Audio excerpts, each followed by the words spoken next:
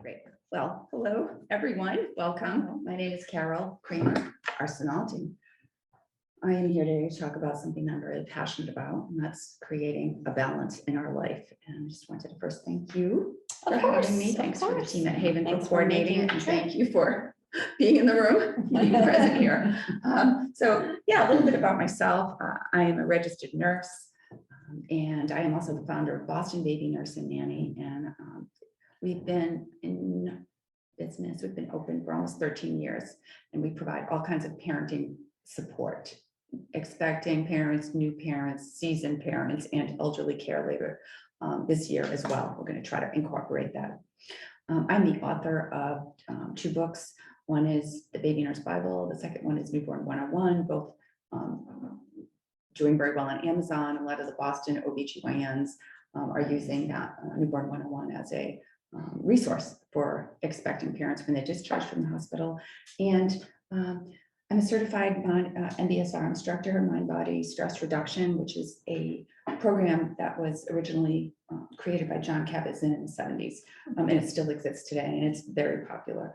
And I also study at I always say Benson Henry Institute, Mass General in Boston, and just have a passion. And I have been fortunate enough to now take these 2 passions of caring for parents and babies and my love of mindfulness and sort of bring the 2 together so that my team can provide parents with the tools that they need to really enjoy, their kids, enjoy their life. So why are we here? Work-life balance. It seems like a really easy topic, a simple topic, but the truth is it's not. It's actually quite complicated. And it's a difficult goal to attain. So if we look at work-life balance, the term work and life implies that there are 2 opposing forces that we're trying to get into equilibrium. And that is not what we're trying to do. And that's why it does not work. Work and life are not 2 opposing forces. It's like comparing, for example, apples to fruit, or even better, apples to food, right? Apple is one piece, one part that goes under the umbrella of food. The same thing with work. We have life. Life is everything. And underneath the umbrella of life, we have one bucket for work. But there are many, many other buckets around. And why aren't we balanced? Because we don't know that. That's the secret. There is no such thing as work-life balance. Like we need to redefine what it is that we're striving for. And it is so important because this work-life balance, if it's not achieved, creates chronic stress. And since COVID, even prior to COVID, studies have shown that the workforce is very stressed. More and more research now is going into looking at corporate America, looking at parents, and the stress level that people are living with. It's like this level of chronic stress becomes a norm. With stress, however, comes a lot of negative side effects, mainly our health. And by living with constant sort of low-level stress becomes our norm, our bodies are always in this little getting stressed. And we're going to talk a little bit about what is happening when our bodies are stressed, why it's not a good thing. So let me go to the next slide, life balance, getting off the hamster wheel. And let's take a look, at the whole chronic stress to understand what it really means. Well, the pandemic has brought a whole new concept of stress and work-life balance to the forefront. The events of the past 2 years have had a huge impact on our lives. Women in particular are more stressed out than ever. All workers have experienced stress, but working moms in particular have exceeded the stress levels that they have had. They're trying to balance everything. The science community is finally really taking a look at stress and making it available to us, which is really important because without an awareness, we're not gonna be able to change anything. It all starts with being aware. The more information we have, the more we know about, geez, why is my stomach cut? Why is this? What, right? We can fix that, but without an awareness, we can't do anything. We're putting Band-Aids. We're putting Band-Aids.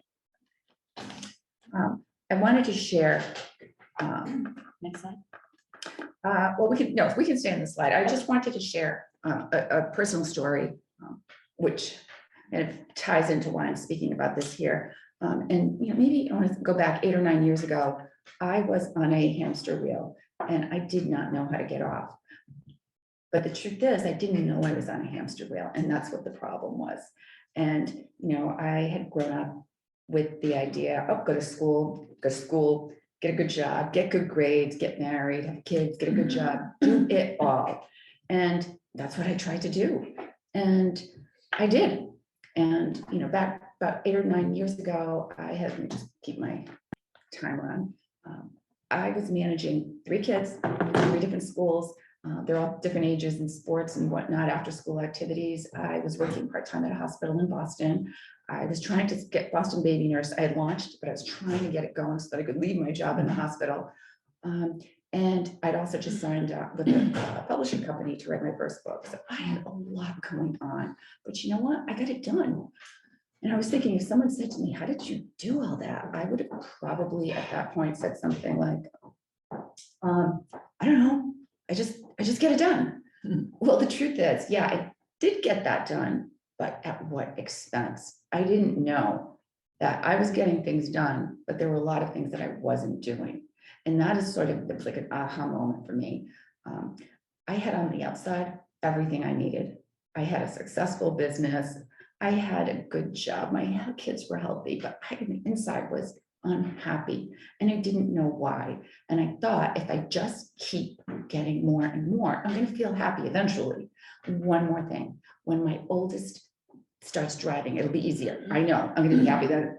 When we get our beach home, it's going to be easier because then I can relax on the weekend. When I leave the hospital, when my book is published, it's always like this.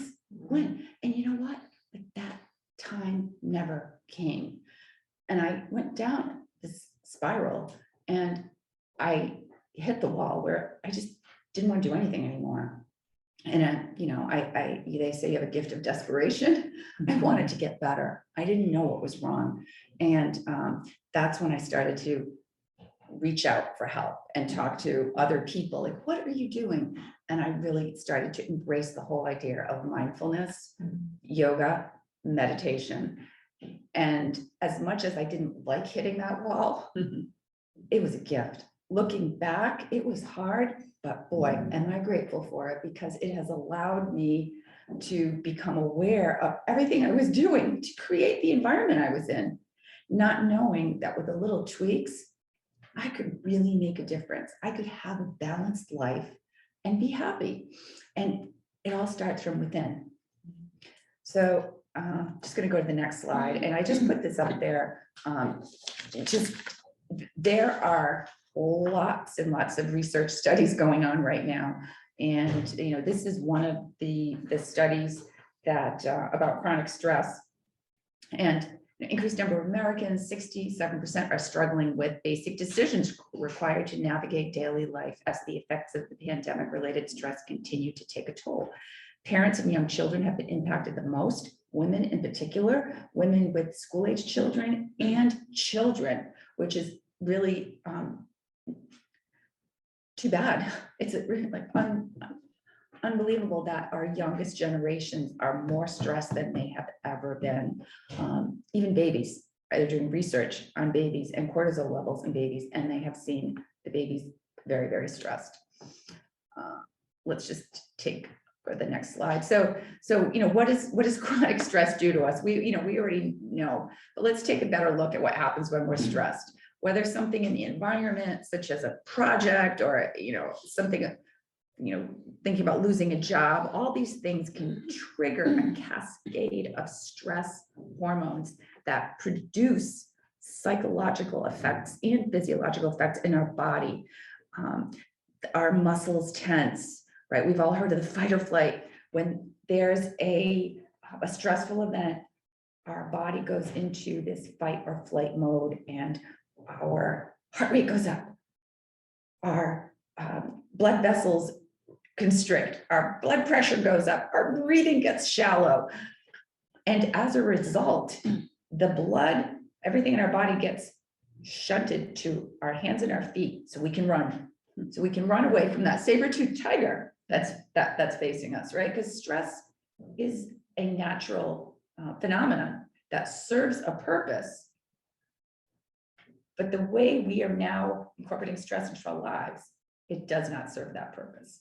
So the more stressed we are, that fight or flight response comes on, and people are getting all kinds of diseases, increased cancer rates, increased autoimmune diseases, men and women, starting at a younger age. You know, in the 60s and 70s, yes, people were stressed and people were getting cancer. The cancer rates in 2020 have skyrocketed. Autoimmune diseases, all of these have skyrocketed because of stress. Okay, go to the next slide. It's just giving you an idea. The fight or flight has been shaped by millions of years of evolution, right? It served us well, readying us for attack, but we're not under attack anymore.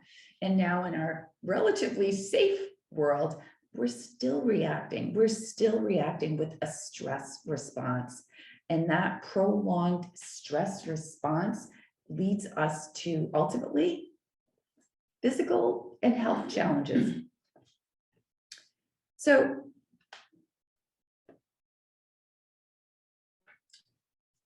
I'm just really going to quickly go through this. Techniques to counter chronic stress. We'll learn a little bit more at the end of the PowerPoint. I'd like to give you a little how we can decrease our stress response, but just to understand that it's that persistent surge of hormones that are constantly attacking our body. When we are stressed, thousands of hormones enter our system. And when that happens, they affect our brain and it affects the way we think. So when we're stressed, we're not even thinking logically. So the goal is for us to, 1, become aware, 2, know what we can do to decrease stress in our lives, and 3, which is the hardest part, is actually practice it. So we need a new mindset. And how are we going to get there?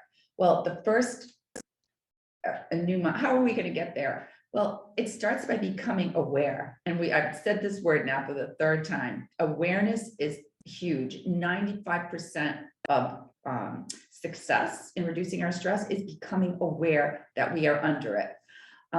So look at our lifestyles. You know, are there any areas where we want to improve?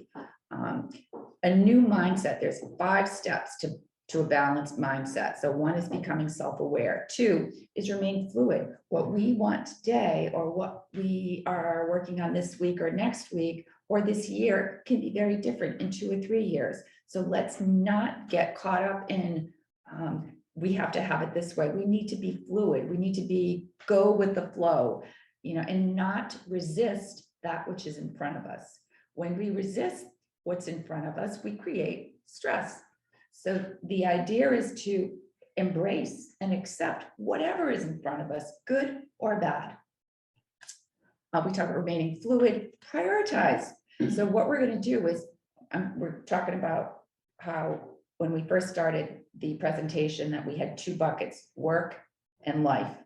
So we're going to revisit that, and we're going to put life on top, and then we're going to look at what our 5 buckets are underneath that. Work is one of them. And so when we do this, the 5 things to keep in mind for us to successfully incorporate these are, this is what's on this slide. We need to be aware, we need to be fluid, we need to prioritize. Like what we can't do it all. It just doesn't work. Back in the 70s, there was a big movement. There were women, career women, moms that entered the workforce. And that is where the term work-life balance sort of took off. And we did think, you know, women were like, yes, we can do it all. And then, no, we couldn't, right? Because it's not possible. We're human. We are not set up to do this. Multitasking does not work. There's been so many studies recently. I'm big on I love mindfulness. I love meditation, but I need the science behind it to really incorporate it into my life. And so I study a lot. And with I was just at a conference with a doctor who teaches at Harvard, and it was all about the latest research. And there was a great study on multitasking. And so if you're interested, look that up because it will blow your mind. Also about work burnout and all these, it's crazy. So there's a lot of information coming out. The last two before we switch, we need to unplug, slow down, breathe. And that is so important because when we're always going, our brains are on that hamster wheel. The only way to stop that hamster wheel is for us to slow down, take a breath, and be still. It's a hard thing to do. I don't like to do it. I still don't like to do it because when I'm still and sitting down, I think, gosh, I should be doing this. I should be doing that. I should be doing this. So it's very important to unplug, slow down, and breathe. And I will tell you before Just to do the next slide, just hit the button. I got to. Sure. And breathing, I have that up there. Breathing is amazing. It is a short, it never fails. It will calm you down. Breathing is the best. I mean, yes, we breathe all the time, but breathing techniques are huge. And the truth is, many of us don't breathe the right way. I have done tons of workshops and it amazes me that people aren't breathing the right way. Newborns are born breathing the right way. We're born breathing the right way, right? If you look at a baby's tummy, it goes out, out. But as adults, we start to incorporate a different breathing pattern. Instead of breathing in and expanding, we're not getting the air in. We're shallow breathers. So I'm going to turn it around at the end of the presentation and show you a good way to breathe. So unplug, slow down, breathe, and engage in fun activities.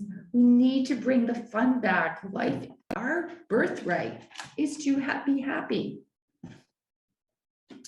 So we talked about the stressor flight. I need this. Sorry, I'm using two PowerPoints. Okay, so first thing, we're going to create our bucket list. Let's figure out what do we want in life. We need to self-reflect, understanding the umbrella of life that are our values. Where are we spending our time now? Where do we want to spend our time? So umbrella of life, and underneath that, we've got 4 buckets.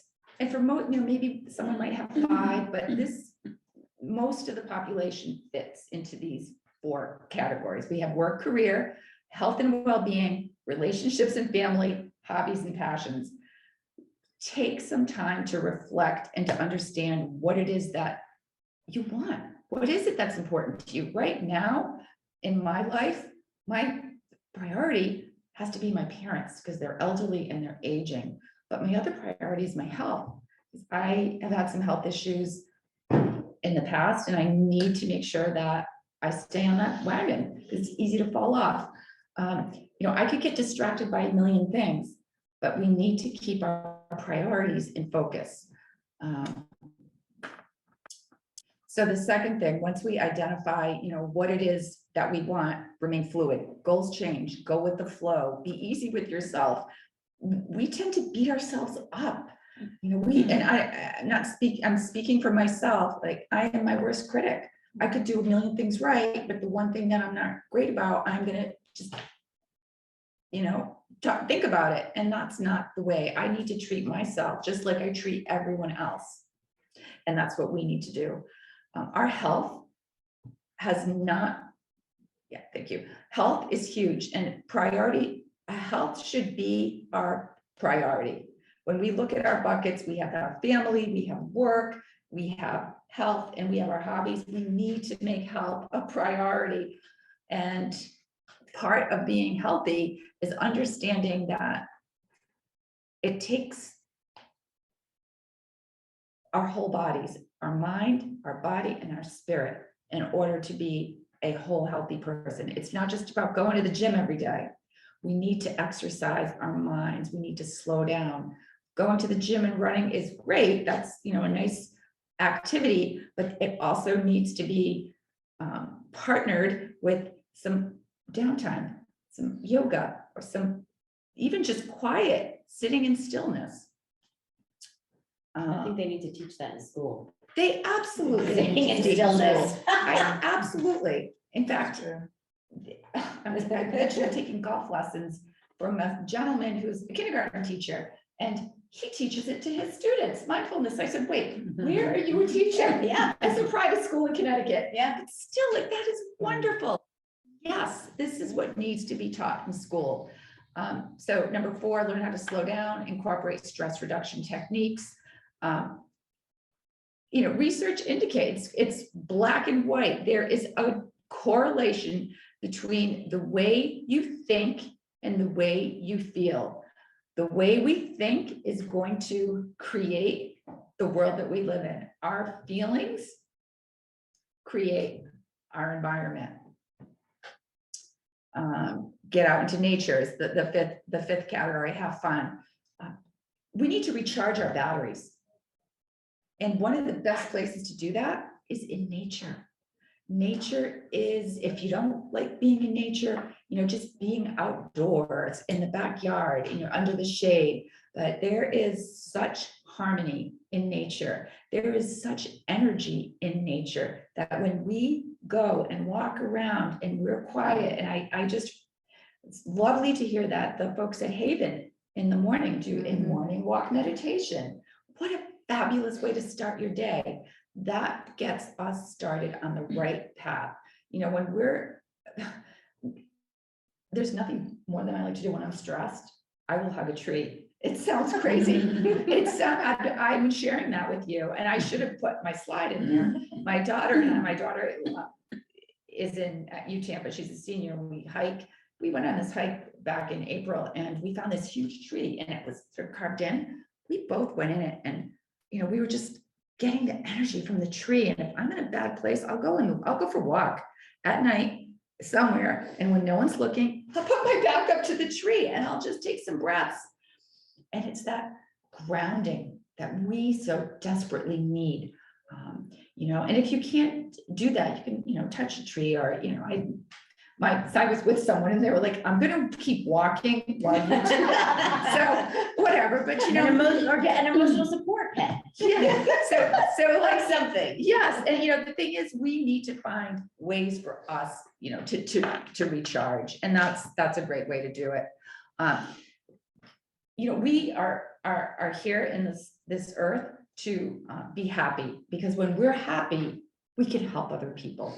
When we're not happy, when we're healthy, unhealthy, when we're stressed, do we feel like helping a stranger? Usually not. When we're in a good place, we're much more likely to be kind to someone. And that's what we're here for, to spread the kindness. I had a crazy day the other day. I lost my keys, and I had to be in Connecticut yesterday. And I couldn't find, the night before, I couldn't find my keys. I was freaking out, and like my whole day spiraled. I had to rent a car, and I found my keys the next morning. However, when I was in bed that night and I'm thinking, I would cry during the day, like it couldn't have been the worst day. I have to say, I was able to turn it around and say, geez, I lost my keys, but the woman at the rental place was so kind to me. She picked me up. She brought me here. And then someone else did something. And it's all in the perception, right? So we have a set of glasses that we can put on every morning. And we can choose what we want to do with those glasses. Do we want the glasses where we see all of the craziness? Or do we want to put on a pair of glasses where we see beauty and joy? It's up to us. We can take any pair of glasses and put them on and see the world in a different way. And we start to change to see the world and place of beauty. When we're in a good place, it all comes back to us. It's the beauty of life, to put on our glasses, and the glasses that make us happy. Okay, we're timing. Wanted to give you a quick sample. I talked a little bit about breathing. The diaphragm is a large muscle that sits on the base of the lungs. And when a person inhales, the diaphragm contracts. It moves down so that we can get more air into our lungs. When a person exhales, the diaphragm moves up, forcing the air out.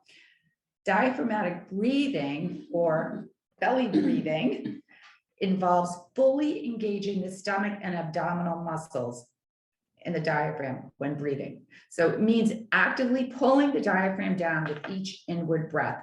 This is something that takes practice, and it took me a while to learn it. And it was probably like 5 years ago. And I remember being in a seminar, and I was like, I can't do it. I can't do it. But it took a while, and now it's in me, and there's no other way to breathe. And when I do it differently, it feels weird. So I want us, if we can, take just a minute or so and breathe normal. Just breathe how you normally would for a second, and just pay attention to that.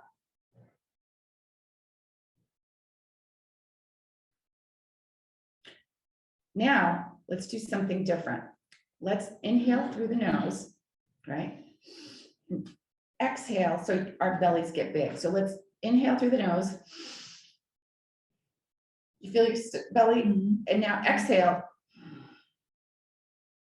When we exhale, our diaphragm needs to go back towards our spine. So inhale out, exhale back. Inhale out. When we do yoga, when we do, any type of activity where we're using our breath, this is the type of breathing that should be done.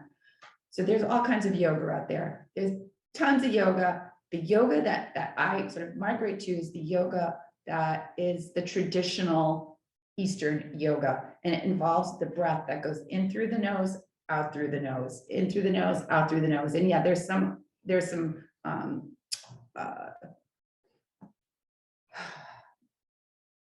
are some techniques that call for exhale through the mouth, but for the most part, we're breathing in through the nose and then out. The other way to do that would be breathe into the nose, belly expands, and exhale through the mouth.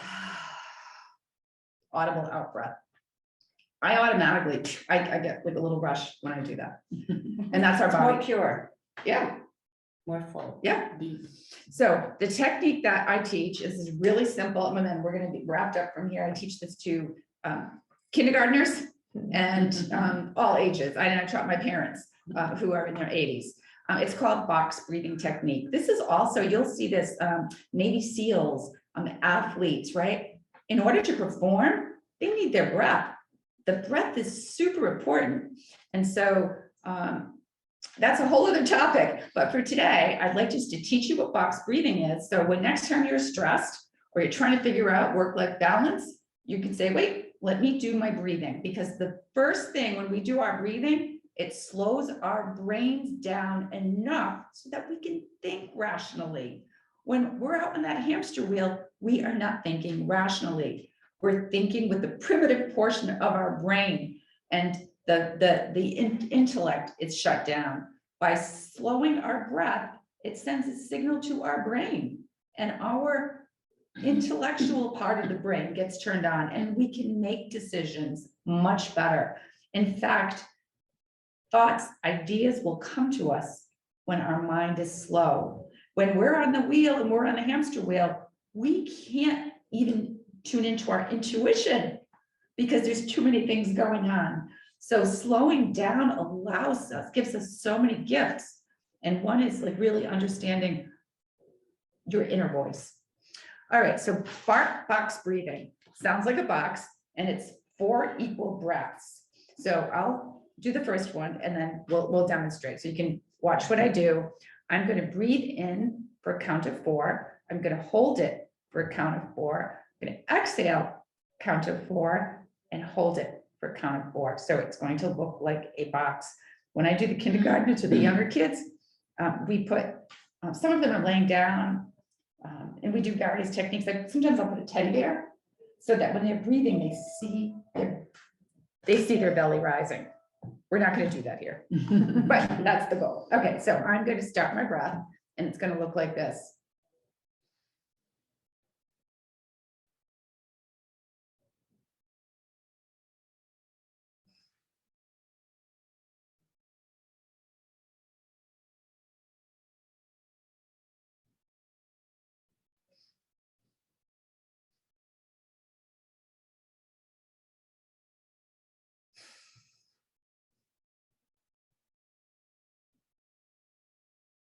Okay, so did you notice what we did is we took the in breath, we held it, we took the out breath, and then we held it again. So Slows your heart rate. it slows the heart. So let's do it. Let's try a couple rounds and see what you feel like after you do it. Okay, so let's take a big breath in through the nose and hold it. I'll count. 1, 2, 3, 4. Hold. 1, 2, 3, 4. Release. 1, 2, 3, 4. Hold. 1, 2, 3, 4. One more time. In. 2, 3, 4. Hold. 2, 3, 4. Exhale. 2, 3, 4. And pause. 2, 3, 4. And now notice what you feel like. Time for a nap. If only. Yeah. So that concludes our session today. And if you have any questions, I'm happy to address. We talked about a lot of different things, but I hope some of it was helpful. And the biggest takeaway is to just become aware and know that we're not striving for work-life balance. We're striving for a balance with lots of different things in our lives, and to make sure that we take the time to invest in ourselves. It all starts with us. And when we're in a good place, those around us, our colleagues, and the world we live is a better place. Thank you. Thank Thank you. you.